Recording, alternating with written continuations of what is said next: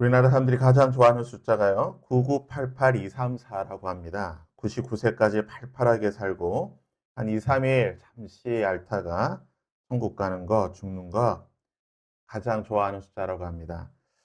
요즘 100세 시대라고 하죠. 오래 사는 것도 중요하지만 건강하게 무병장수하는 것이 참 중요한 시대가 되었습니다. 오늘 말씀은 하나님께서 우리에게 말씀해 주신 무병장수할 수 있는, 단순히 무병장수가 아니라 우리의 모든 병을 고쳐주시고 우리를 지켜주시고 우리와 함께 해주시는 그 하나님에 대해서 오늘 우리에게 가르쳐 주고 있습니다. 이스라엘 백성들은 극적으로 출애굽을 하게 되고 홍해를 건너게 됩니다. 10가지 재앙, 특별히 마지막 장자의 죽음의 재앙으로 인해 한밤중에 쫓겨나듯이 출애굽을 하였고, 그리고 이제 홍해 앞에서 진퇴양난에 빠졌을 때에 하나님께서 불과 구름 기둥으로 애국 군대를 혼란에 빠뜨리시고 밤새도록 동풍이 불어 홍해를 갈라주시고, 그리고 바닷속에 있던 그 길을 이스라엘 백성이 건너게 하셨습니다. 뿐만 아니라 뒤따라오던 애국 군대를 바로의 군대를 홍해에 빠뜨리셔 죽이시고, 하나님께서 이스라엘 백성들을 지켜주시는, 내가 너희들을 지켜주고 함께하는 하나님이라고 하는 사실을 보여주셨습니다. 이 모든 일들을 경험하고 난 뒤에 모세는 이렇게 하나님을 찬양하고 있습니다. 1절에 내가 여호와를 찬송하리니 그는 높고 영화로우시며 말과 그 탄자를 바다에 던지셨음이로다.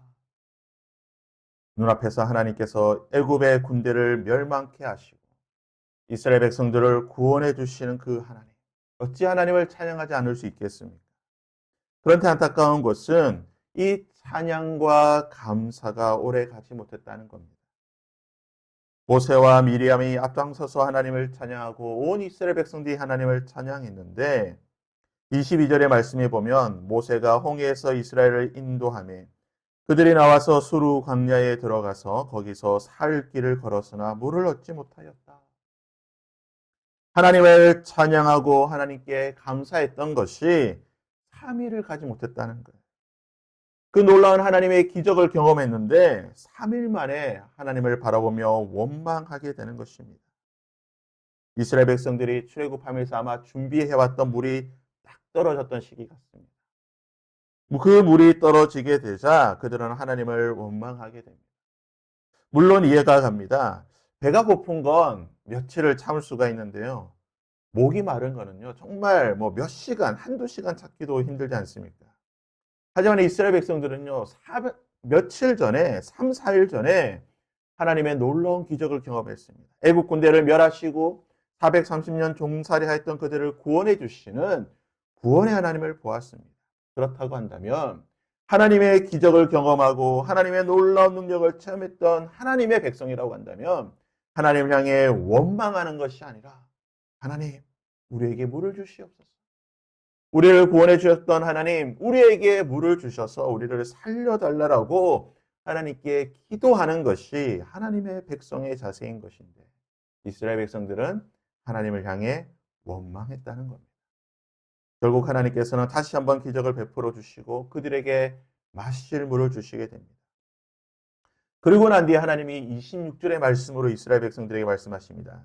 너희가 너희 하나님 나 여호와의 말을 들어 순종하고 내가 보기에 의를 행하며 내 계명의 길을 기울이며 내 모든 규례를 지키면 내가 애굽 사람에게 내린 모든 질병 중에 하나도 너희에게 내리지 아니하리니 나는 너희를 치료하는 여호와임이니라.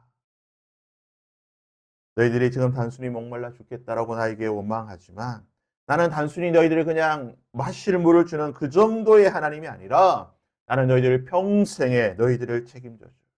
너희들의 모든 질병을 고쳐주며 너희들을 안전하고 건강한 모습으로 애국 가나안까지 인도하며 나는 너희들을 지켜주는, 살려주는 하나님이라고 말씀하고 계시는 것입니다. 나는 너희를 고치는, 치료하는 여호와이다. 그런데 하나님께서 어떻게 이스라엘 백성들을 고쳐주시고 치료해 주시고 그들을 안전히 지켜주시겠다고 말씀하십니까? 내가 보기에 의를 행하며 내 계명의 길을 기울이고 내 모든 규례를 지키며 내가 보기에 너희들이 나의 백성, 하나님의 백성으로 살아가며 먹을 것 없다고 원망하는, 불평하는 저 세상 사람들과 똑같은 모습을 보이는 것이 아니라 먹을 것이 없을 때는 하나님 나를 살려주시옵소서. 질병 들었을 때에 원망하고 불평하고 죽겠다라고 아파하는 것이 아니라 하나님 이 질병을 나에게 고쳐주시옵소서. 어려움이 있을 때에 하나님을 향해 원망하는 것이 아니라 하나님 이 모든 문제를 해결해 주시고 나를 구원하여 주시옵소서.